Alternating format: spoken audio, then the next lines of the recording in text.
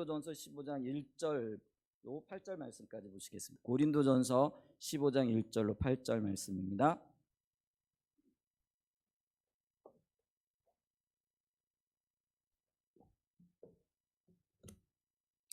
고린도전서 15장 1절로 8절 말씀입니다.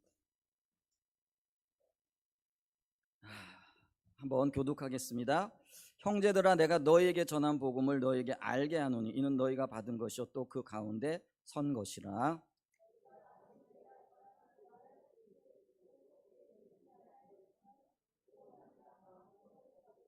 내가 받은 것을 먼저 너희에게 전하였노니 이는 성경대로 그리스도께서 우리 죄를 위하여 죽으시고 게바에게 보이시고 후에 12 제자에게와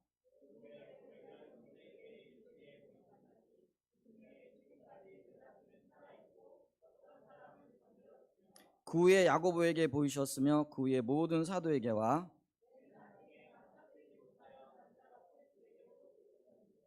아멘. 이 말씀을 가지고요, 부활의 확실성과 첫 열매가 되신 예수 그리스도라는 제목으로 좀 말씀을 나누기를 원합니다. 사망 권세를 깨뜨리고 부활하신 우리 주님을 찬양하고요, 그 주님의 권세와 능력이 모든 성도들 가운데 함께 하시기를 간절히 소망해 봅니다. 부활절 아침을 맞으면서요, 이제 목회자에게 있어서는 또 설교자에게 있어서는 제일 좀 곤혹스러운 또 날이 아닌가 이렇게 싶습니다. 매번 절기식 설교가 참 쉽지 않습니다. 매년 이렇게 겪는 일이기도 하고 또 절기회와 관련되어졌던 어떤 말씀들이 또 고만고만하거든요. 그래서 절기 때의 말씀을 나누기가 참 쉽지 않은 그런 영역이 있습니다. 자, 그럼에도 불구하고 우리가 이 절기를 맞이하여서 이 부활주일날 주님께서 우리에게 주시고자 하시는 하나님의 마음 또 의중, 의도가 어디에 있는가 이런 것들을 좀 살펴보는 그런 시간이 되어졌으면 참 좋겠습니다. 우리가 주제하고 있는 바와 같이요, 기독교 복음의 핵심은 십자가와 부활입니다. 그래서 사도 바울은요, 어디를 가든지 이 복음을 가지고 모든 이방 세계에 나가서 복음을 전했고요, 특별히 이 부활의 생명을 걸고 말씀을 전했던 것을 봅니다. 그래서 이 부활을 증거하는 것 때문에 어떤 면에서는 많은 고난과 멸시를 이렇게 받기도 했죠. 왜냐하면은 이 부활이라는 것이 자연스럽지가 않지요. 우리가 어떤 면에서 보면은 우리가 흔히 얘기하는 자연과학주의적인 어떤 입장에서 보더라도 죽은 사람이 어떻게 다시 살아나느냐, 이게 지금 세상 사람들의 입장에서 보게 되어지면 억지처럼 들려지기도 하는 거죠. 그렇기 때문에 많은 사람들이 이 죽은 자가 살아났다라는 이 예수 그리스도의 복음을 전하게 되어질 때 조롱을 하기도 하고요, 또 어떤 면에서는요, 멸시를 하기도 하는 이제 그런 일들이 있는 것을 봅니다. 뿐만 아니라 이 믿는 사람들 중에서도요, 이런 어떤 자연과학주의적인 어떤 입장에서 예수님의 부활을 이렇게 부인하기도 하고 과학적으로 설명해 보려고 하는 여러 시도들을 했던 것들을 이렇게 보죠. 그래서 이 예수님의 죽으심을 그리고 부활하심을 어떤 사람들은 가사설이다 이렇게 얘기를 합니다. 이 가사설이라는 것은 가짜로 죽었다가 살아난 것이다 이렇게 얘기를 하는 거죠. 예수님이 십자가에서 너무 큰 고통을 받으시다가 그만 기절을 했고 그 기절한 것을 죽은 것으로 여겨가지고 그냥 무덤 속에 넣었는데 무덤이 너무나 차갑고 서늘했기 때문에 예수님께서 다시 일어났다, 살아났다라고 주장하는 것이 가사설이 이렇게 되어지겠습니다. 여러분, 그게 이해가 되어지십니까? 예수님께서 십자가에 못 박혀 죽으실 때 마지막 순간에 창으로 예수님의 허리를 찌르시고 거기서 물과 피가 모두 다 쏟아졌다 이렇게 얘기를 하죠. 예수님의 몸속에 있는 모든 피와 모든 물이 다 쏟아졌는데 어떻게 사람이 죽지 않고 기절할 수 있겠느냐라는 거죠. 근데 어떤 사람들은 이런 이야기를 통해서 예수님의 죽으심과 부활을 조롱하기도 하고 있다라는 거죠. 심지어는 또 어떤 사람들은요, 도난설을 이렇게 주장하기도 합니다. 도난설이라는 건 뭐냐면은 예수님의 제자들이 예수님의 시체를 훔쳐다가 숨겨놓고 다시 사셨다라고 이렇게 거짓 증거를 흘려보냈다 이렇게 하죠. 성경에 보게 되면은 대제사장들과 기득권자들이 로마 군병들에게 돈을 주고 이런 소문을 퍼뜨리게 했다라는 그런 기록들이 남아 있는 것들을 이렇게 보지요. 그 다음에 또 환각설이라는 그런 주장들도 제기를 하고 있습니다. 이 환각설이라는 건 뭐냐면은 예수님의 부활을 목격했던 첫 여인들이죠. 그 여인들이 예수님의 죽으심을 너무나 슬퍼하고 밤새도록 울다가 첫 새벽에 그 무덤가로 달려갔는데 너무나 피곤하고 너무나 고난 상태에 있었기 때문에 예수님을 환각 상태에서 보게 되어졌다라고 이렇게 얘기하는 것이라는 것이죠. 여러분 그게 또 이해가 되어지십니까? 도무지 이해가 되어지지 않는 그런 이야기들을 이렇게 하고 있죠. 그런데 이런 이야기들이 버젓이 예수님 당시부터 시작해가지고 오늘날까지 많은 사람들에게는 받아들여지고 있고 그것을 여전히 주장하고 있다라는 것이죠. 이것을 봤을 때 우리는 엄연히 그 뒤에 영적인 존재가 있고 사단이 예수님의 부활을 부인하게 하려고 하는 시도들을 하고 있다. 그래서 경각심을 가지고 이 부분들을 좀 살펴봐야 된다라는 것이죠. 그렇기 때문에 우리가 이 부활의 아침에 예수 믿는 자들로서 우리의 신앙의 근거가 부활에 있다라고 한다라면은 우리가 어떤 근거들에 의해서 부활을 믿고 있는가 이런 부분들을 좀 살펴봐야 될 필요가 있다라는 것이죠. 첫 번째로 그래서 부활의 확실성, 우리는 무엇 때문에 부활이 분명하다라고 말하고 있는가? 첫 번째가요, 빈 무덤이다라는 것이죠. 여러분 모든 세상의 종교들 그리고 종교의 창시자들을 보면은요, 무덤이 있고요, 그 무덤을 성지화하고 있는 것을 봅니다. 그리고 그 무덤에 가가지고 뭐 기도를 한다든지 그 무덤에 무슨 특별한 어떤 효험이 있는 것처럼 그렇게 주장을 하고 있죠. 이슬람교가 그렇고 힌두교가 그렇고 불교가 그렇고 유교 같은 모든 세계적인 종교가 그렇다라는 것이죠. 그래서 그들이 화려하게 무덤을 만들어서 그 무덤에 묻힌 창시자들을 참배하게 하고 있고 그것이 무슨 큰 능력이 있는 것처럼 주장하고 있다라는 것이죠. 그러나 우리 부활신앙의 창시자라고 할 수 있는 예수님의 무덤은 비어 있었다라는 것이죠. 그 무덤이 비어 있었다라는 것이 주님이 갇히셨다가 그 무덤의 권세, 즉 사망의 권세를 깨뜨리고 살아나오셨음을 의미한다라는 것이죠. 그래서 우리는요, 이 무덤을 주장하지 않습니다. 그리고 무덤을 자랑하지도 않습니다. 오히려 무덤이 비어 있다라는 그 사실 자체가 예수님이 살아나셨다라는 것을 강력하게 뒷받침하고 있는 증거가 되어진다라는 것이죠. 그래서 이 빈 무덤, 그리고 많은 사람들이 달려가 보았지만 예수님이 그곳에 계시지 않았다라는 사실 자체가 예수님이 살아나셨다라는 것들을 증거해주고 있다라는 것이죠. 그 다음에 두 번째가 뭐냐면은요, 수많은 사람들이 예수님의 부활을 이미 목격했다라는 거죠. 예수님은 부활하시고 난 다음에 6주간 한 40일 정도죠, 이 땅에 머무셨습니다.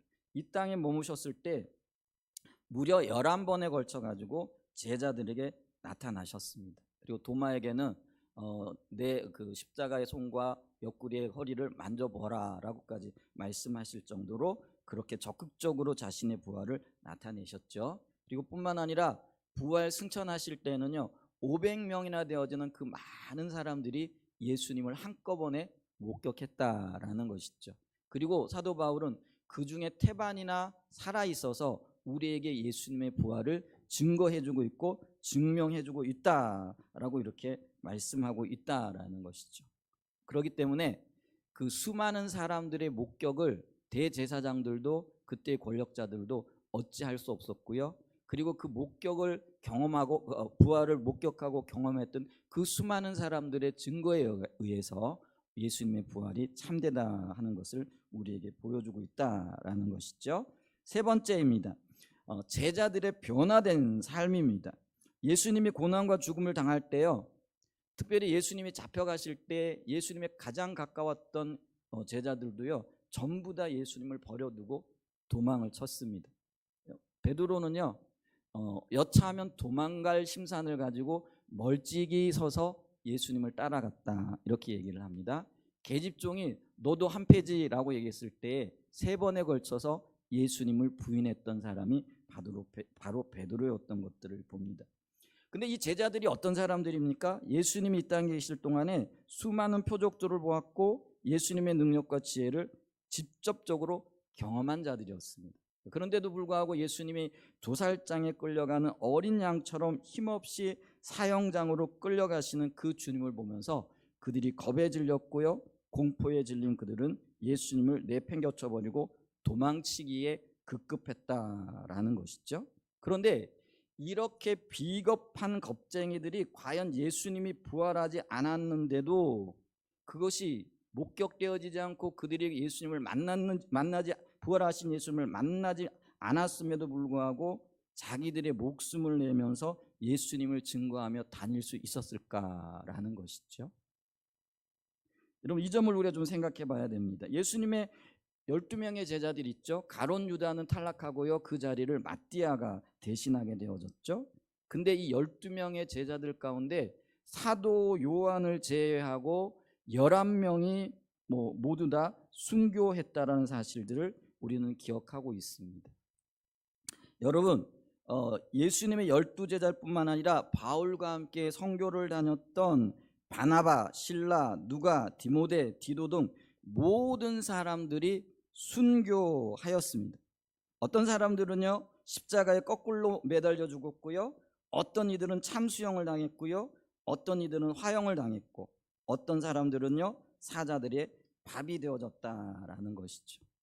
그런데 여러분, 이들이 예수님의 부활을 목격하지 못했고 믿지 않았다라고 한다면은 그런 겁쟁이들이 어떻게 자신의 생명을 내어놓고 예수님의 부활을 증거할 수 있었겠느냐라는 것이죠.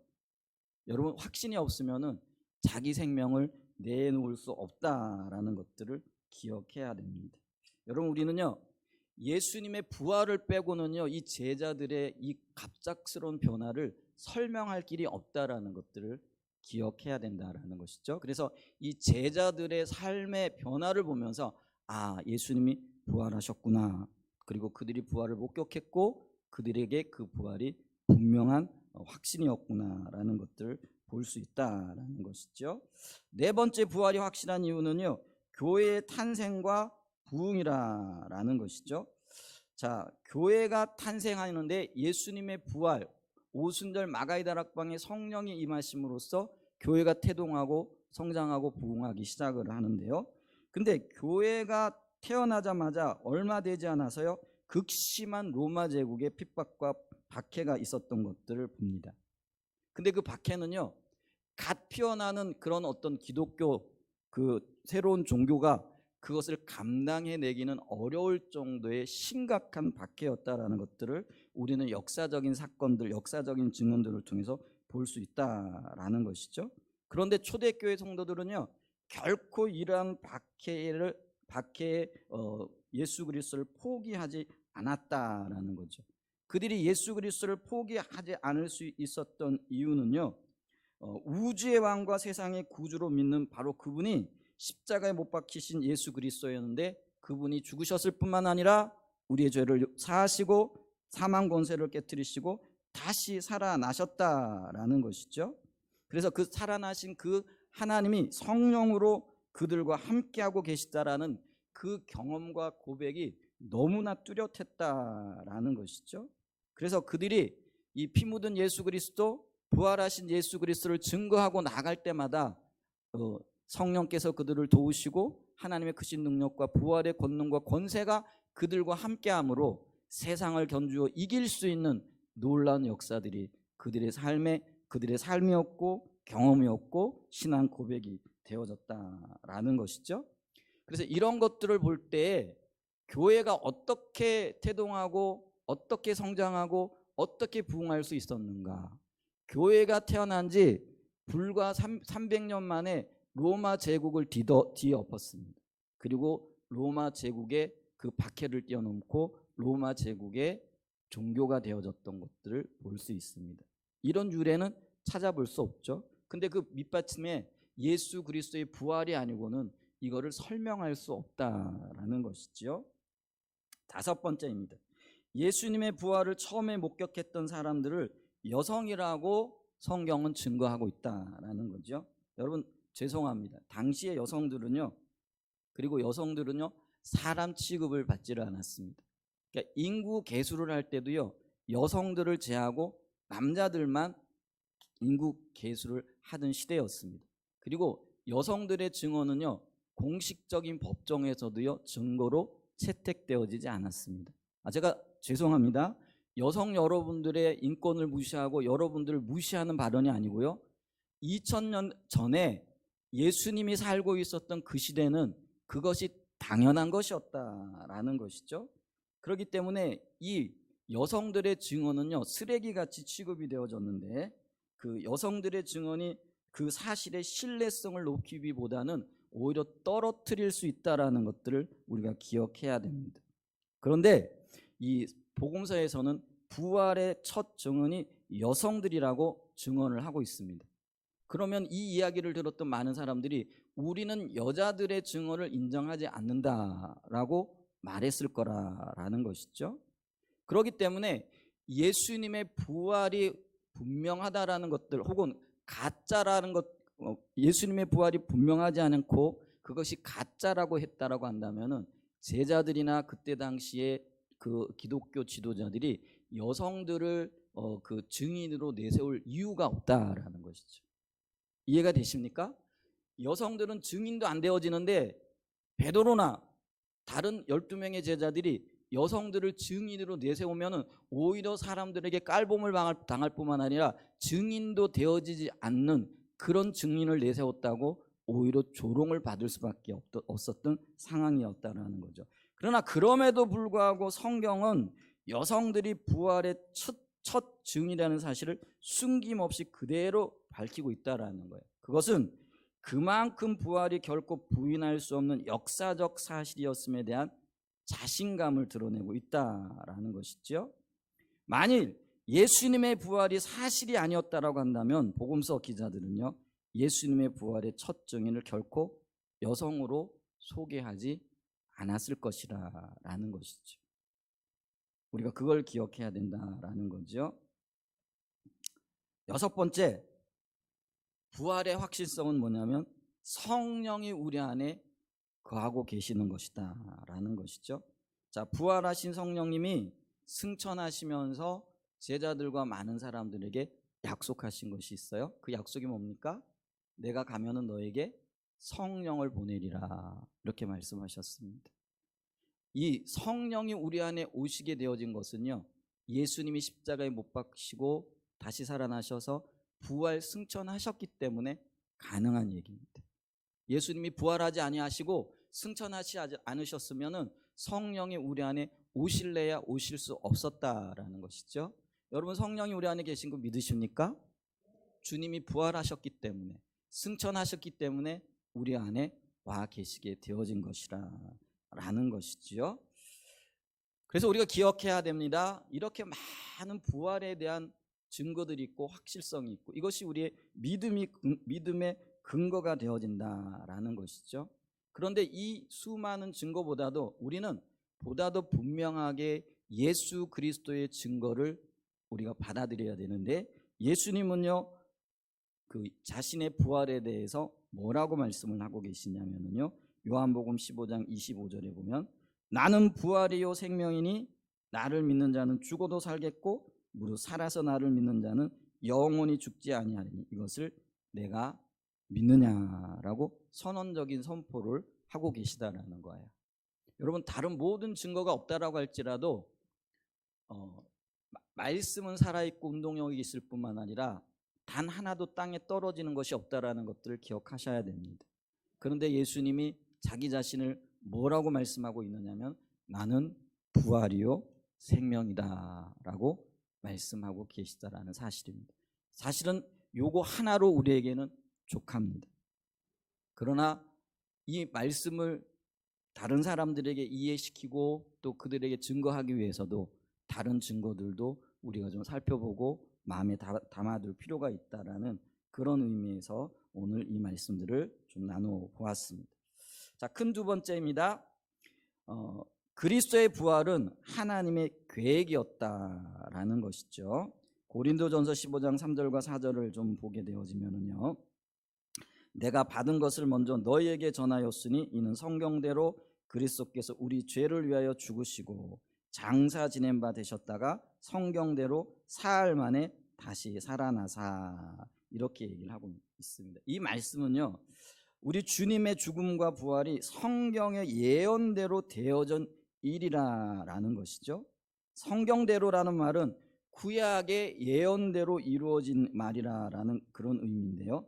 더 정확하게 말하면요, 우리 주님의 죽음과 부활이 돌발적이고 우연한 사건이 아니라 구약 성경에 예언된 그대로 성취되었다는 말이고, 이 말은 하나님의 저와 여러분을 향한 구속 사역의 일부로 이미 계획되어져 있었던 일이라는 것이죠.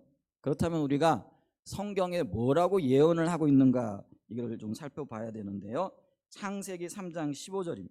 창세기 3장 15절 보면은요, 내가 너로 여자와 원수되게 하고 내 후손도 여자의 후손과 원수가 되게 하리니 여자의 후손은 내 머리를 상하게 할 것이요 너는 그의 발꿈치를 상하게 할 것이니라 하시고, 여기서 너는 사단을 말합니다. 여자의 후손은 예수님을 말하고 있고요. 그 예수님께서 발꿈치를 상하게 한다는 것은 예수님의 죽음을 의미합니다. 또 머리를 상하게 한다는 것은 예수님의 부활을 통해 사단의 사망 권세를 깨트릴 것에 대한 하나님의 계획입니다. 이 창세기 3장 15절을 가리켜서 원시복음이라 이렇게 얘기를 합니다. 가장 먼저 제시되어진 복음이라 이렇게 얘기할 수 있다라는 것이죠. 근데 이 복음서에서 이미 예수님이 죽으실 것과 다시 살아나셔서 사단의 모든 사망 권세를 깨트릴 것에 대한 말씀이 예언되어져 있다라는 것이죠. 시편 16편 10절 말씀에 보면은요, 이는 주께서 내 영혼을 수월에 버리지 아니하시며 주의 거룩한 자를 멸망시키지 않으실 것임이니이다. 개역 개정에는 멸망시키지 않으실 것입니다, 이거를 갖다가 예전에 개역 한글 성경에는요, 썩지 않게 하실 것이니이다 이렇게 번역을 했고 그렇게 읽고 있습니다. 요거를 새 번역 성경으로 좀 보게 되어지면은요, 주님께서 나를 보호하셔서 죽음의 세력이 나의 생명을 삼키지 못하게 하실 것이며 주님의 거룩한 자를 죽음의 세계에 버리지 않으실 것이기 때문입니다 라고 번역함으로써 이 말씀이 예수님의 죽으심과 그 죽으심을 내버려 두지 아니하시고 다시 살게 하실 것이라는 말씀으로 우리에게 주고 계시다라는 것이죠. 호세아 6장 2절 말씀입니다. 이틀 뒤에 우리를 다시 살려주시고 사흘 만에 우리를 다시 일으켜 세우실 것이니 우리가 주님 앞에서 살 것입니다 라고 이렇게 얘기를 하고 있다라는 것이죠. 여러분, 우리가 그 주님이 다시 살리시고, 이 말씀은요, 근본적으로는 다윗 지방과 예루살렘에 사는 사람들에게 은혜를 구하는 영과 용서를 비는 영을 부어주겠다. 그러면 그들은 나하고 그들이 찔러 죽인 것을 그를 바라보고서 외아들을 잃고 슬퍼 울듯이 슬피 울며 마다를 잃고 슬퍼하듯이 슬퍼할 것이다 라고 이 부분을 주석이 말하고 있습니다. 근데 그 이스라엘 백성들을 향한 그 예언들이 영적으로 보게 되어지면 우리 주님의 구속사역과 주님께서 행하실 일들과 밀접하게 연관이 되어져 있다는 것들을 우리가 기억해야 된다라는 것이죠. 그래서 우리가 이 다시 살리실 것에 대한 하나님의 은혜와 그리고 회복시키실 하나님의 계획을 말씀을 통해서 우리가 다시 보게 되어진다라는 것이죠. 네, 그리고 가장 우리가 또 직접적으로 잘 알고 있는 말씀들이 이사야 53장의 말씀입니다. 이사야 53장은요, 마치 그림을 그리듯이 우리에게 우리 주님의 고난과 죽으심에 대해서 상세하게 가르쳐주고 있습니다. 많은 성경학자들은요, 복음서가 없어도 이사야 53장만을 가지고도 주님이 우리를 위해서 어떤 일들을 행해 주실 것이다라는 것을 분명하게 알 수 있다라고 이렇게 얘기하고 있죠. 이사야 53장 4절에 보면은요, 그는 실로 우리가 받아야 할 고통을 대신 받고 우리가 겪어야 할 슬픔을 대신 겪었다. 그러나 우리는 그가 징벌을 받아서 하나님에게 맞으며 고난을 받는다고 생각하였다. 5절 말씀입니다. 그러나 그가 찔린 것은 우리의 허물 때문이요 그가 상처를 받은 것은 우리의 약함 때문이다. 그가 징계를 받음으로 우리가 평화를 누리고 그가 매를 맞음으로써 우리의 병이 나았도다. 제가 세 번역으로 읽어드렸습니다. 여러분, 예수님의 죽으심과 부활은요 우연히 혹은 우발적으로 일어난 사건이 아니고요 정확하게 하나님의 구속 계획 안에서 마치 톱니바퀴가 돌아가듯이 하나님의 모든 인도하신 가운데 이루어졌다라는 사실입니다. 그럼 우리 예언의 성취가 예언의 성취가 의미하는 바는요 그리스도의 죽음과 부활이 하나님의 계획 가운데 일어난 틀림없는 사실이고 예수님이 하나님의 아들이자 그리스도라는 것을 그리스도라는 것이 분명한 사실이라는 것을 우리에게 얘기해주고 있다라는 것이죠. 그렇기 때문에 우리는요 예수님의 죽음과 부활을 하나의 신화적이고 우발적인 사건으로 날조하고 의미를 축소하려는 사단의 시도가 초대교회에서부터 지금까지 이어지고 있다는 사실을 분명하게 인지해야 됩니다. 그래서 오늘날 부활이 사실이 아니고 부활이 믿겨지지 않으면은요 우리는 주님과 상관없는 자들이라는 것들을 기억할 수 있는 그런 은혜가 있기를 예수님의 이름으로 축복합니다. 그러므로 우리가 이 부활 신앙 안에 굳건하게 설 수 있는 은혜가 있기를 예수님의 이름으로 축복하고 축원드립니다. 큰 세 번째입니다. 부활의 현재성입니다. 부활의 현재성. 자, 그리스도께서 죽은 자 가운데서 살아나심으로 잠자는 자들의 첫 열매가 되심으로 지금도 부활의 역사가 계속되어지고 있다라는 것이죠. 2000년 전에 한번 예수님의 부활로 그 모든 것들이 끝난 게 아니라라는 것이죠. 이것을 부활의 현재성이라 이렇게 말합니다. 고린도전서 15장 20절에 보면은요.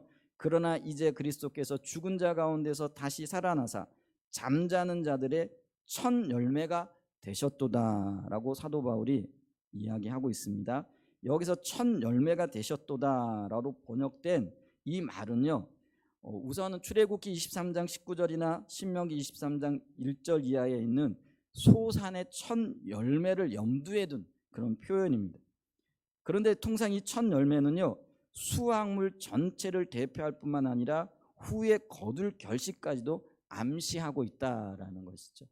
그래서 여러분 보십시오. 첫 열매를 거두면 큰 첫 열매로 끝나는 게 아니고요. 계속해서 이어지는 열매들이 나타나게끔 되어져 있다라는 것을 우리가 기억해야 되죠. 그런 점에서 본절에서 언급된 첫 열매라는 시간적으로 가장 먼저 있었던 사건을 뜻하는 첫 열매라는 말이요. 동시에 이후에 있을 모든 사건을 대표하고 나아가 마지막 결과를 가능하게 만드는 근원이라는 의미를 포함하고 있다라는 것이죠. 그래서 이 첫 열매라는 말은요. 그리스도의 부활 사건이 장차 도래할 죽은 자들의 부활의 전조요 근원이라는 사실을 말씀해주고 있다라는 것입니다. 이 예수님의 부활은요. 예수님의 부활로 마무리되어지는 것이 아니라요. 저와 여러분의 부활로 이어지고 그 부활을 통하여 우리가 예수 그리스도 안에서 거하게 되어질 거라는 것이죠. 다시 말씀드린다면 예수님이 죽은 자의 첫 열매가 되었다는 말은 이제 그리스도 안에 있는 모든 성도가 이미 부활의 능력과 생명을 가지고 있다라는 말이 되어진다라는 거죠. 그래서 이것이 부활의 현재성이라는 것이죠. 예수님의 부활이 지니는 가장 중요한 의미 가운데 하나는요. 예수님의 부활이 단순히 자신의 신성을 보여주는 사건이 아니고 현재를 살아가는 오늘날의 모든 그리스도인들에게 부활이 생명이 함께함을 보여주는 사건이기 때문에 중요하다라는 것이죠. 예수님께서 나 하나님의 아들이야 이걸 증거하기 위하여 단순하게 자신만 부활하셨다고 한다면요, 그 부활은 우리와는 아무런 의미가 없습니다. 왜냐하면 우리는 신성도 없고요, 우리에게는요 그 어떤 자연적인 능력을 제어할 만한 그런 힘도 없기 때문에 그렇습니다. 그래서 그거는 우리와는 전혀 상관없는 그런 사건이 되어졌겠죠. 그런데 이 예수님의 부활이 첫 열매가 되셨다라는 말은 그 부활이 우리와 연관이 있다라는 말씀이고 우리도 예수 안에서 다시 부활하게 될 것이라는 것을 암시적으로 보여주고 있다는 것입니다.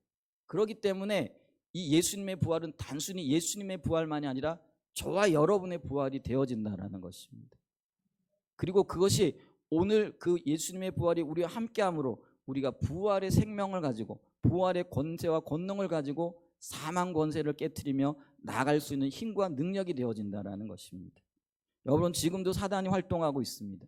근데 이 사단의 권세를 깨트릴 수 있는 유일한 권세가 무엇이냐면 예수님의 부활을 통한 부활의 권세와 능력입니다.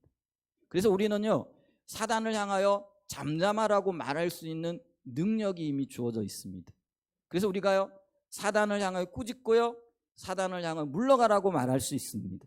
그게 우리의 권능이고 우리의 권세고 우리에게 주어진 하나님의 능력이라는 것이죠.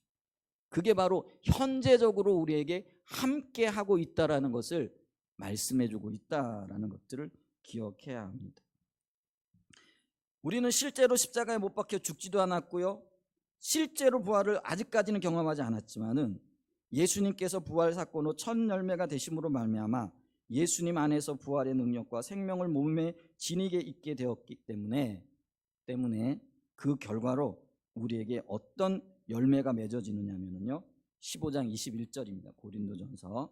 사망이 한 사람으로 말미암았으니 죽은 자의 부활도 한 사람으로 말미암는도다. 아담 안에서 모든 사람이 죽은 것 같이 그리스도 안에서 모든 사람이 삶을 얻게 되리라. 아멘. 이 부활의 현재성, 예수님의 부활이 지금 이 순간에도 우리와 함께하고 계시다는 것들을 기억할 수 있는 은혜가 있기를 축복합니다.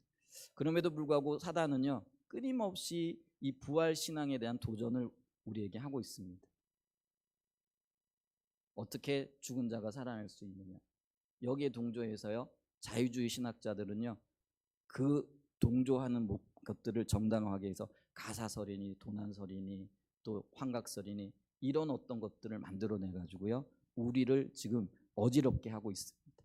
이 어지럽게 하고 있는 이 세대 가운데에서도 저와 여러분들이 예수님의 부활에 대한 분명한 확실성을 가지고, 그리고 이것이 하나님의 구속 사역 가운데 핵심이었다라는 사실들을 기억하시고요, 이 부활의 생명을 현재적으로 누리고 살아가심으로 절기로서 1년에 한 번씩 맞아야 하는 그런 부활이 아니라요, 우리의 생명으로서 또 주님과 함께하고 주님의 역사가 우리의 삶을 통치하고 인도하시게끔 하는 그런 귀한 의미가 있는 절기로 마음가짐을 가지시고 다시 한번 우리의 마음을 새롭게 하는 그런 귀한 절기가 되어주시기를 예수님의 이름으로 축복하고 축원드립니다. 아멘.